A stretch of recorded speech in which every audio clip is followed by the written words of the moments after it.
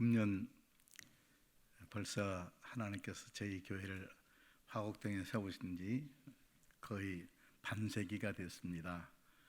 너무 감사하고 감사할 뿐입니다. 그리고 금년은 종교개혁 500주년 되는 아주 뜻깊은 해이기도 합니다. 세계 모든 교회는 물론 한국 개신교회 역시 종교개혁자 마틴 루터와 장 칼뱅 그리고 여러 귀한 지도자들이 정신을 이어받고자 이곳저곳에서 여러 가지 행사를 준비하고 있습니다. 그런데 종교개혁 500주년 기념인데 교회 안에뿐 아니라 교회 밖의 사회에서도 한국교회가 500주년 기념을 어떻게 치르는가, 한국교회는 이번 기회를 어떻게 사용하는가 굉장히 관심 있어 하고 특별히 언론기관에서 여러 가지 특집 기사를 내는 것을 보았습니다. 문제는 오늘날 한국교회는 깨어 있는가? 한국교회 정말 시급히 개혁돼야 할 문제는 없는가? 돌아보는 시간이 되었으면 좋겠습니다. 모든 신학자들과 교회 지도자들은 한결같이 이 시대의 문제는 과거 500년 전 유럽 교회들이 안고 있었던 문제하고 전혀 다르지 않다고 그렇게 말들을 하고 있습니다. 전도서 1장 9절의 말씀을 보면 해 아래 새로운 것이 없다고 말씀했는데 그 시대나 오늘의 시대나 같은 고민과 아픔을 가지고 있지 않나 싶습니다. 그럼에도 불구하고 16세기 종교 개혁자들은 5가지 슬로건을 걸고 그들의 모든 힘을 목숨까지도 걸고 이 슬로건을 향하여서 전진했습니다. 그게 뭐냐면 솔라 스크립투라 오직 성경, 솔로 크리스투스 오직 그리스도, 솔라 그라티아 오직 은혜, 솔라 피데 오직 믿음, 솔리 데오 글로리아 오직 하나님께 영광이라는 5가지 슬로건을 내걸었습니다. 여러분이 잘 아시는 바와 같이 이 말씀은 라틴 말입니다. 라틴 말로 성경이 또 이렇게 번역이 되어 있기 때문에 신부 외에는 성도들이 무슨 말인지 무슨 성경을 읽었는지 모르는 그런 시대였습니다만은 오늘 밝은 이제 21세기를 사는 우리 성도들은 이 말이 무엇을 뜻하는지 대충은 아실 것입니다. 왜냐하면 목회자들이 강단에서 그렇게 하나님의 말씀, 하나님의 영광을 강조하고 있기 때문이며 또 모든 장로님들과 기도자들이 우리가 하나님의 영광을 위하여 살겠습니다 그렇게 고백하기 때문인 것입니다. 그런데 실제 현실에서 하나님의 영광이 드러나고 있습니까? 교회는 하나님의 영광을 위하여서 목숨을 걸고 있습니까? 아니라는 거죠. 내 영광, 내 가족, 내 교회, 내 지역, 나의 울타리 안에서 계속 머물고 있기 때문에 우리들의 가슴이 아픈 것입니다. 종교개혁자들이 살았던 16세기 때에는 신자나 불신자나 모두가 다 종교의 그늘 아래 살았습니다. 그런데 그들의 최대의 관심은 뭐냐면 하나님 앞에서 복을 받고 싶지 하나님 앞에 형벌을 받고 징계를 받고 싶지 않았어요. 자신이 지은 죄를 어떻게 하면 해결할 수 있을까 하는 그때에 로마 교회는 로마 가톨릭 교회를 말하는 겁니다. 당시에는 개신 프로테스탄트 교회는 없었죠. 로마 한 중심에 바티칸 성전을 짓고 있었습니다. 성전 짓는데 이 헌금이 안 들어오는 거예요. 그래서 뭐라고 했습니까? 면죄부라고 하는 것, 인더전스라는 것을 팔았습니다. 다른 말로 하면 면벌부라고도 할 수 있습니다. 그래서 면죄부를 살면 이제 그 면죄부 그 함에다가 그 말을 딱 떨어뜨리면 땡그랑 소리가 나면 그 순간에 자기 앞서 돌아가신 아버지, 어머니 아니면 혹 자녀들의 영혼이 지옥에 있던 영혼이 하늘나라로 금방 옮겨진다. 믿어지세요? 근데 그때는 다 믿었어요. 또 그렇게 수도사들이 신부들이 그렇게 신부님이라고 해야 되겠죠? 신부님들이 그렇게 강론을 했다는 거죠. 오늘 이 시대는 어떻습니까? 강단에서 당신들은 예수 그리스도로 말미암아 구원을 받았다, 이게 하나님의 뜻이고 하나님의 경륜이다, 그렇게 설교를 듣는 순간 모든 사람이 다 확신하기를 나는 구원받았다, 나는 구원받았다, 이렇게 생각하는데 그것 자체가 잘못된 것은 물론 아닙니다. 그런데 이제 나는 천국의 시민이 됐으니 믿음대로 정말로 말씀대로 살아야 된다는 생각을 저버리고 어디로 흘러갑니까? 세상으로 흘러갑니다. 다른 말로 말하면 세속화되어 있어요. 세상 사람과 전혀 다르지 아니하는, 우리도 복받고 우리도 뭔가를 이루어야 되겠다, 그쪽으로만 생의 모든 것을 전력 투구를 하고 있다는 거죠. 그런데 문제는 어디에 있느냐? 사회 사람들이 우리를 뭐라고 부르는 줄 아세요? 우리는 썩었어도, 우리는 타락했어도, 우리는 부정부패라도 너희들은 그렇게 하면 안 된다는 거야. 정치적인 이야기가 되지를 않기를 바랍니다. 예수 믿는 국회의원은, 예수 믿는 대통령은 그렇게 하면 안 되는 거 아니냐는 거죠. 교회를 지도하는 목사들은 그렇게 하면 되는 거 아니지 않느냐, 이렇게 울부짖고 있다는 거죠. 영광을 돌려야 되는데 어떻게 하면 하나님의 영광을 회복할 수 있겠습니까?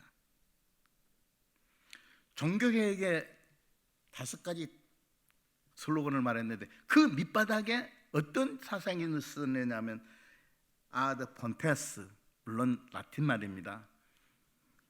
근본으로 돌아가라, 근본으로 돌아가라, 초대교회로 돌아가라, 예수 그리스도의 말씀으로 돌아가라 하는 사상이 있습니다. 저는 이 말씀을 준비하면서 그것이 뭘까 생각해 봤습니다. 오직 하나님께 영광 돌리는 것이 뭘까? 그러다가 주님의 말씀에서 그 해답을 얻었습니다. 그것은 산상봉헌의 첫 부분에 있는 너희는 세상의 소금이다, 너희는 세상의 빛이라는 말씀에서 답을 얻었습니다. 오늘 우리들이 종교개혁자 5대 슬로건의 그 마지막 결론이 뭐냐? 오직 하나님께 영광을, 이게 이루어지지 않으면 그 앞에 있는 것 다 물거품입니다.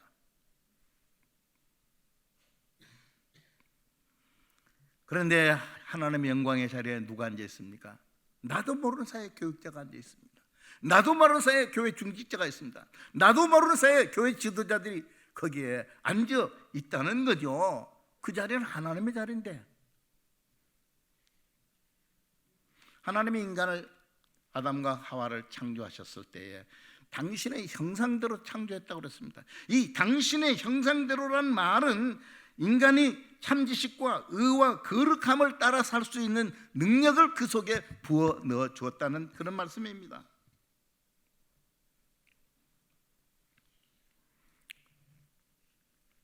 창조의 목적이 하나님께 영광 돌리는 거죠. 뿐만 아닙니다. 바울 사도는 고린도 교회 성도들에게 보낸 편지에서 이렇게 말했습니다. 값으로 산 것이 되었은지 그런즉 너희 몸으로 하나님께 영광을 돌리라. 너희 몸이 너희 것이 아니다는 거죠. 이제는 우리 한국은 군 복무가 국민의 의무입니다. 그런데 수많은 소위 괜찮다고 하는 사람들, 그게 정치가 됐든 그게 경제가 됐든 사회 지도자들 가운데 군 복무를 면제를 받으려고 하는 그런 일들이 있습니다. 교인 가운데 그런 사람이 있다면 그거 안 될 말이죠.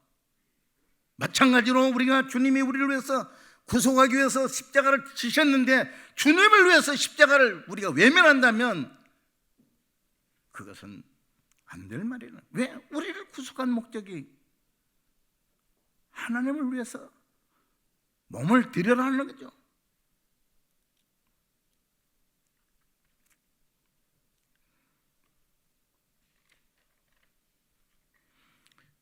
우리 주님은 오늘 본문에서 너희는 세상의 소금이다 말했습니다. 이것은 우리 성도들의 정체성을 말해주는 것입니다. 너희들이 세상의 소금이 되었으면 좋겠다는 예수님의 취향이랄지, 예수님의 소원이랄지, 예수님의 마음을 말하는 게 아니라 너희는 세상의 소금이다. 예수님이 너희는 소금이다 하는 말은 우리들의 존재감뿐 아니라 우리들의 귀속감을 말합니다. 너희들은 세상의 소금 항아리, 소금 부대 속에 있나 소금이 아니라 세상 속에 있는 소금이다 라고 말씀했습니다. 감사합니다. 모처럼 설교를 해도 이렇게 반응이 와요. 이 땅의 소금으로 우리는 어떻게 살아야 되느냐? 소금이 만일 그 맛을 잃으면 무엇으로 짜게 하리요? 후에는 아무 쓸데없어 다만 밖에 버려 사람에게 밟힐 뿐이라고 했는데, 예수님 당시에 소금의 용도는 제사 때 쓰여지기도 하고 언약을 체결할 때 쓰여지기도 하고 또 신성하의 소독제로 사용하기도 했습니다만, 일반적으로 소금은 뭐냐? 식품의 조미료입니다. 맛을 내는 거예요. 너희들이 세상에 맛을 내게 하라 뿐만 아니라 소금이 방부제 역할을 하죠. 방부제 역할도 하라 하는 그런 의미도 있었을 줄로 아는 것입니다. 그런데 우리들의 상식으로 한국인의 생각을 하면, 목사님, 소금이 어떻게 맛을 잃을 수 있어요? 그렇게 생각할 수 있어요. 그러나 예수님 당시 팔레스타인의 입장에서 생각한다면 그때는 풍화되기도 하는데 바위에서 소금이 났거든요. 그 사람들은요, 습기를 빨아들이면 짠기가 없어지고 그렇다고 하는 겁니다. 소금의 맛을 잃나? 이 주님께서 말씀하신 거예요. 이 과학적인 것과 배치되는 말씀이 아니에요. 그러면 아무 쓸데가 없게 된다, 다만 밖에 버려진다, 결국에 사람에게 밟힐 뿐이라고 그랬는데, 이게 지금 현실적으로 한국교회에서 나타나잖아요. 사람에게 밟힌다. 아무리 내가 못 배웠어도요, 사람들에게 밟히고 싶지 않아요. 내가 가난해서 쌀죽을 먹어도, 삼겹살 먹고 소고기 등심을 먹는 사람에게 무시당하고 싶지 않은 것이 인간의 심리입니다. 오늘 한국교회를 바라보면서 나 자신을 포함해서 얼마나 못났기에 밟히냐. 예수 믿는 사람이라면요, 밥맛 없다고 합니다. 이게 현실이에요, 현실. 부끄럽습니다. 나는 이 말씀을 하면서, 준비하면서 두 나무가 생각이 났습니다. 하나는 포도나무입니다. 포도나무 비유 가운데 이런 말씀이 있습니다. 너희가 열매를 많이 맺으면 내 아버지께서 영광을 받으실 것이요 너희는 내 제자가 되리라. 이 포도나무는 열매를 맺어가지고 농부에게 하나님께 영광을 돌렸다 그랬어요. 그런데 하루는 예수님이 제자들과 함께 길을 걸으시는데 무화과 나무가 있어요. 돌아오는 길인데 놀라운 일이 벌어졌어요. 무화과 나무가 말라서 죽었어요. 예수님, 사람을 저주 안 해서 다행이죠. 나무가 죽어서 괜찮아. 한국교회가 열매 있는 포도나무입니까? 열매 없는 무화과나무입니까? 여러분은 어떻습니까? 열매가 있습니까?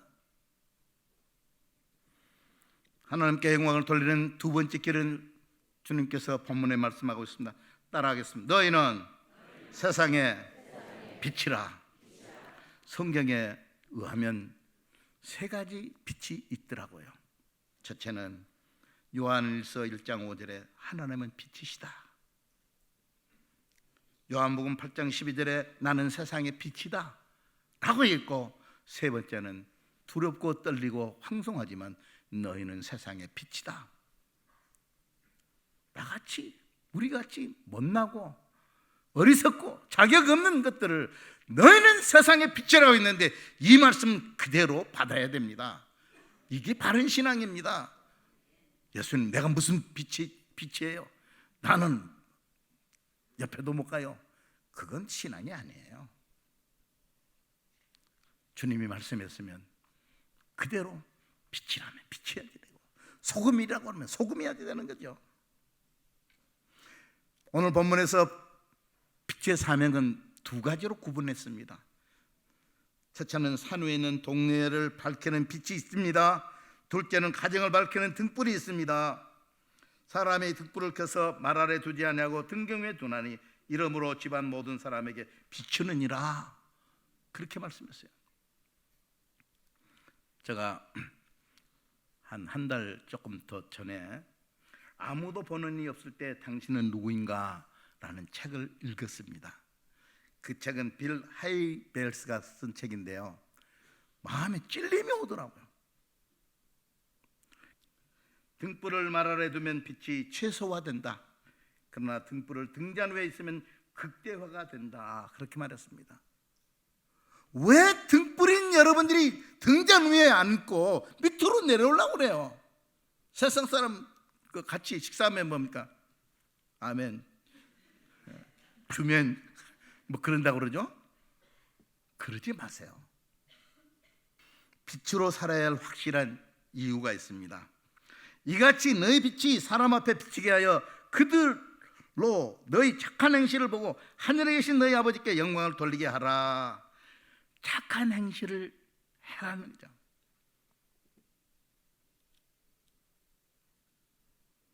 골로새 1장에는 모든 선한 일의 열매라고 했고 에베소 5장에는 빛의 자녀는 열매를 맺는데 모든 착함, 의로움, 진실함이라 그렇게 말했습니다. 착함, 의로움, 진실이라는 것은요 추상명사입니다. 그거 어떻게 살아라는 말이에요? 말을 하는 목사도 모르고 듣는 여러분들도 모릅니다.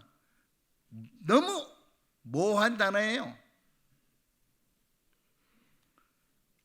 여러분, 지금은 아닌데 상당히 한 30년 전만 해도 뭡니까? 부흥회 포스터 붙이고, 저도 포스터 붙이고 다니고 막 그랬어요. 우리 교회 부흥회 할 때는. 그런데 뭡니까? 천국에 다 갔다 온 주의 종, 주의 사자, 그래요. 천국 갔다 왔다는 사람은 다 거짓말입니다. 그거 절대로 저 말을 믿어야 돼요. 근데 저는 천국에 대해서 이 시간에 말하겠는데, 천국에서 주님께서 심판을 합니다. 좀 관심 있죠? 어떻게 심판하실까? 양과 염소로 딱 우편과 좌편으로 심판합니다. 그런데 주님께서 뭐라고 말씀하시냐면, 내가 줄일 때에 너희가 먹을 것을 주었고 목마를 때에 마시게 하였고 나그네 됐을 때 영접하였고 헐벗을 때 옷을 입혔고 병들었을 때 돌보았고 옥에 갇혔을 때 와서 보았느니라. 그러니 내 오른편에 서서 축복을 받아라. 쉽게 말하는 겁니다 지금.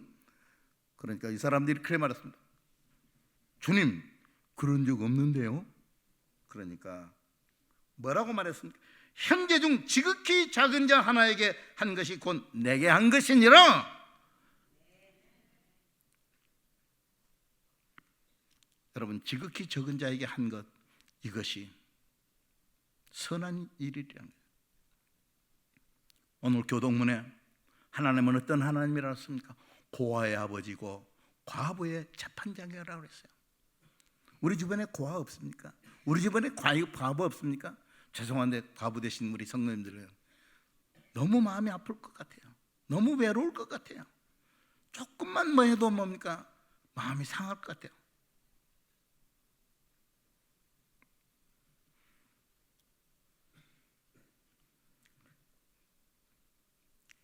(8월) 말쯤에서 제가 중앙일보를 구독하고 있습니다. 지금 중앙일보에 목사님 한 분을 소개했는데, 그분은 장애인 19명을 돌보고 있는 목사님이세요.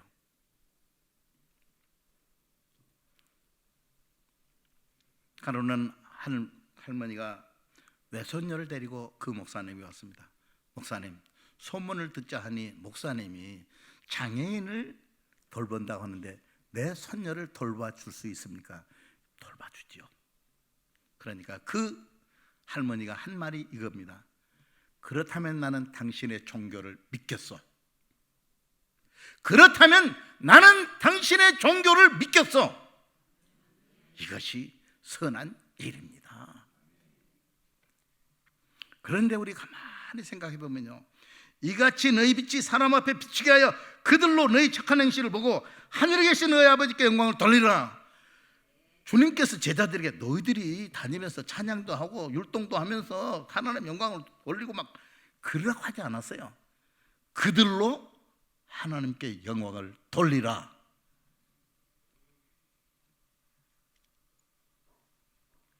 여러분, 그런 분이 한 사람 성경에 나타나지 않습니까? 다니엘이라는 사람이에요. 총리가까지 올라갔어요.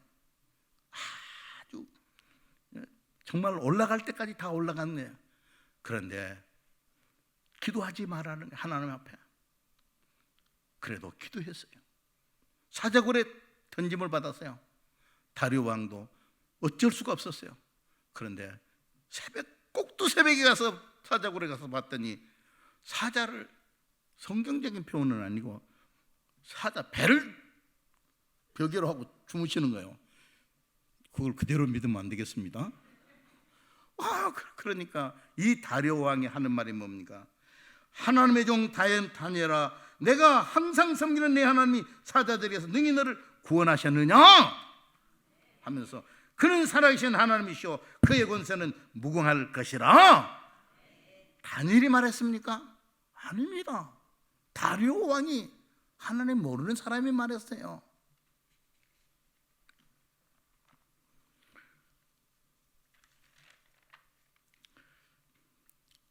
봄에 한번 제가 그 옛날 경기고등학교 그 경기여고와 그다음에 덕수 초등학교 그 뒤에 가보면 구세군이라고는 그 번영이 있어요.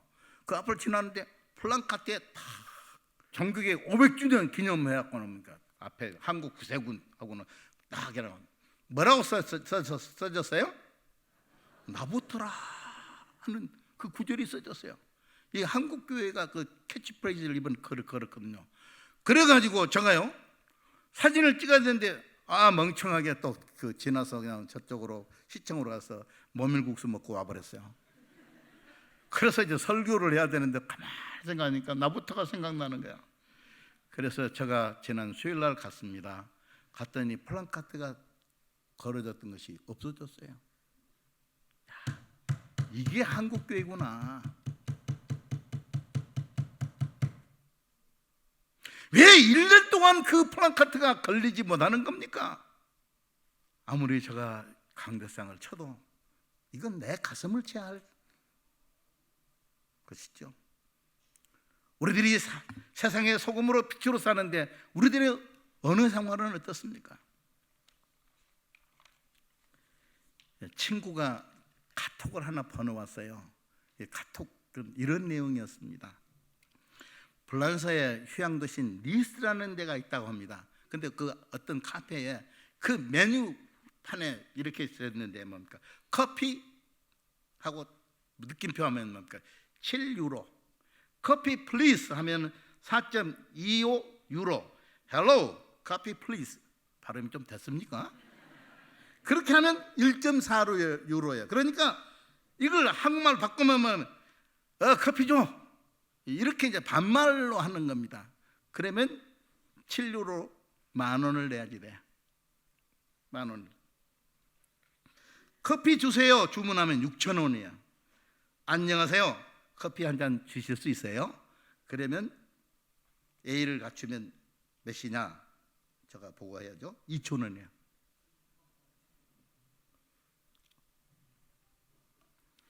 똑같은 커피를 마시는데 세 가지 방식이 있어요. 똑같이 말을 하는데 세 가지 방식으로 살아요. 여러분이 시장에서, 여러분이 직장에서 어떻게 여러분들이 말을 하면서 삽니까? 여러분의 언어가 얼마나 곱습니까? 말씀을 마치겠습니다. 예수님께서 소금에 대해서 한 번 더 말씀한 게 있는데 마가복음 9장 4절 말씀입니다. 소금은 좋은 것이다. 만일 소금이 그 맛을 잃으면 무엇으로 그를 짜게 하리요? 너희 속에 달하게 하겠습니다. 너희 속에 소금을 두고 서로 화해하라. 화해의 사람, 영어로 피스메이커, 화평을 만드는 사람, 분위기를 잘 만드는 그런 사람의 언어와 그런 사람이 되라네요. 동창회에 모였어요. 무슨 어디 모이면 어떤 사람이 뭡니까? 싸늘해져 분위기가. 어떤 여인이 또 그 단체에 들어와서 그러면 뭡니까? 이렇게 돌면서 밥 마시네. 그런 사람이 돼서는 안 돼요. 야, 예수 믿는 사람 다르구나.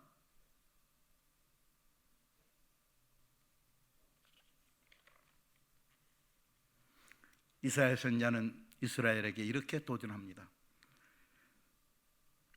일어나 빛을 발하라. 이는 내 빛이 이르렀고 여호와의 영광이 내 위에 임하였느니라.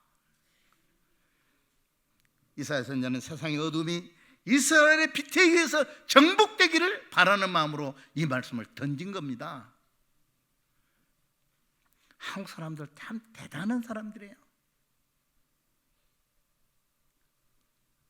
미사일을 쏘고 핵을 만들고 수소폭탄까지 만드는데도요 눈 깜짝도 안 하는 거예요. 믿음이 좋기는 좋은가 봐.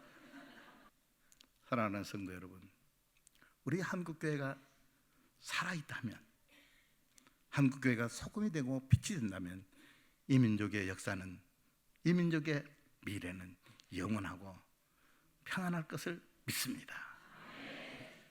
우리 소금도 되고 빛도 되므로 오직 하나님께만 영광 돌리는 성도와 우리 강렬교회와 이 민족과 교회가 되기를 주의 이름으로 축원합니다.